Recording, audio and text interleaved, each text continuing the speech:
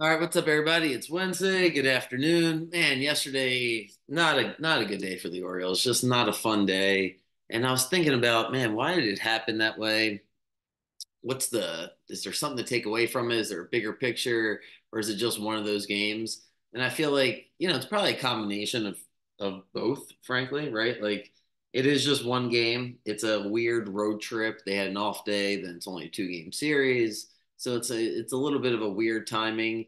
But also, I think there's something bigger to take away from it, which is the Orioles, when they're facing a pitcher that they either don't respect or feel like they can get after, they're just not being patient at the plate.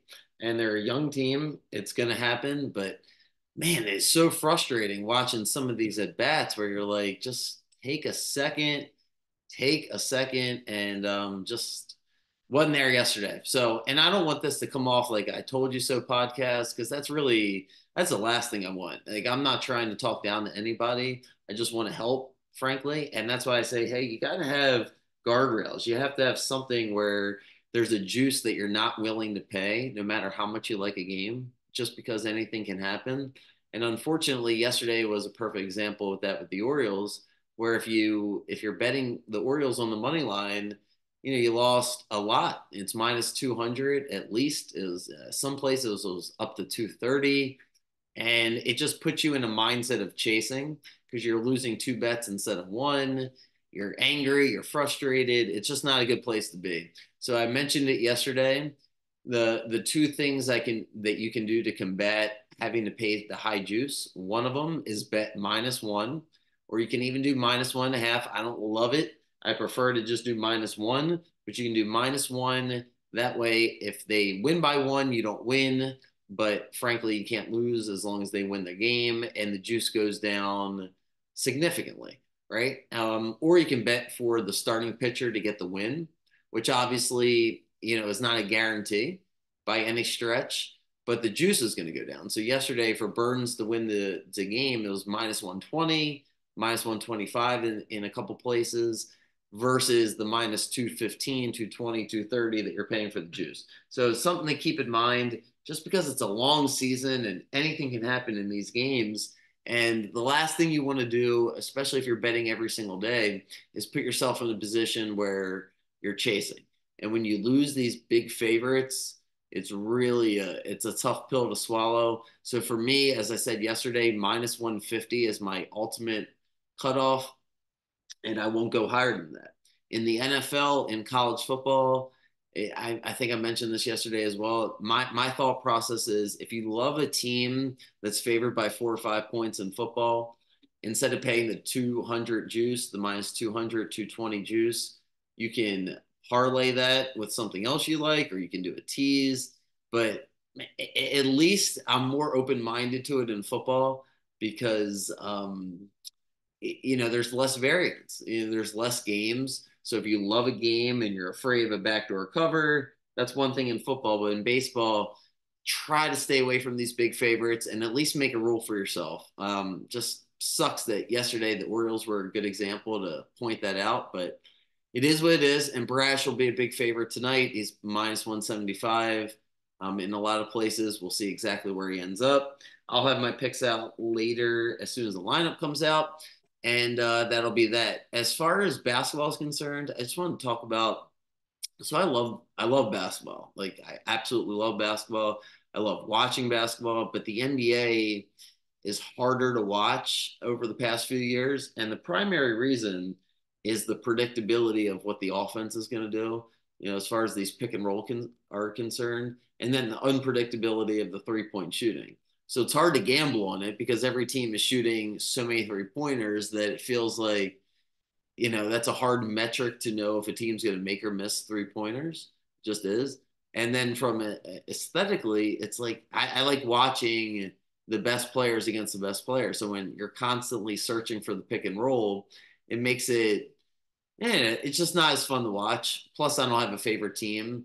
But with that being said, I've been watching, almost every night that the Orioles aren't playing, or after the Orioles are finished, I'll watch the late game, at least watch the fourth quarter of the night, the following morning. And one of my main takeaways, now that we're a couple weeks into it, is you really have to bet, you have to live bet these games, meaning you can't bet before the game starts unless you just want to treat it like it's gambling.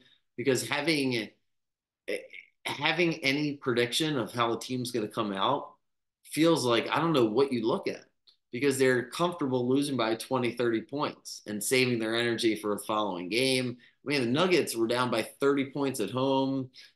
The Cavs had no chance yesterday. I just feel like if you're going to watch the games and live bet them, you'll give yourself an opportunity to have an opinion.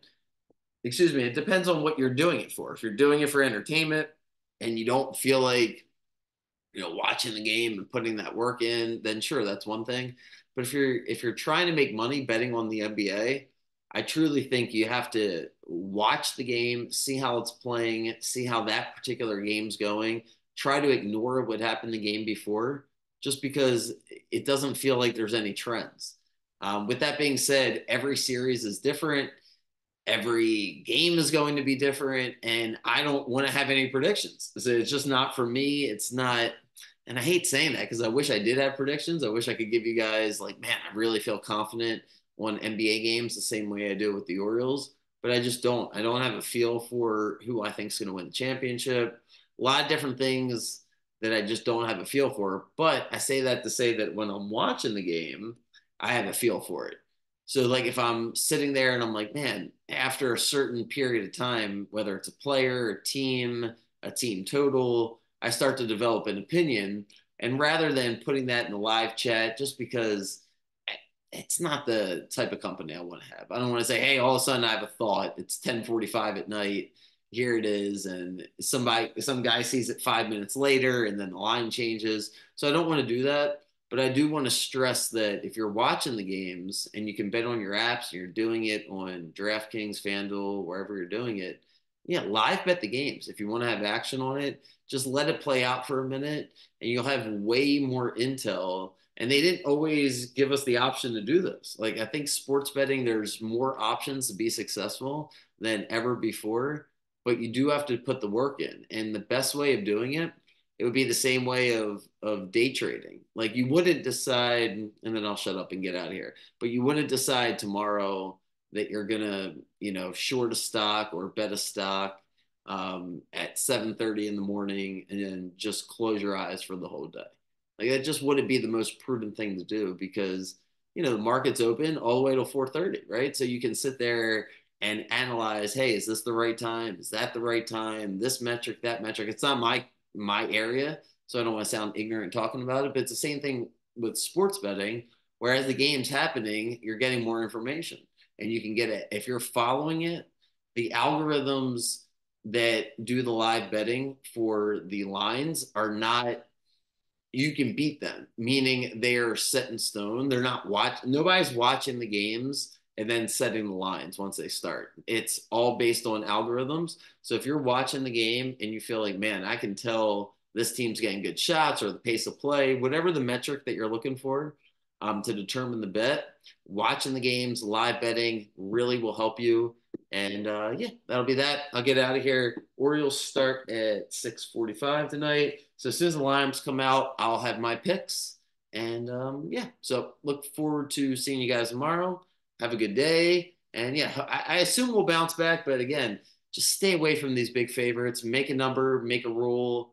It'll be way better for you in the long run. And as always, if you need anything, have any questions, just holler at me. You can text me, email me anytime. So, all right, have a good day. I'll see you guys tomorrow.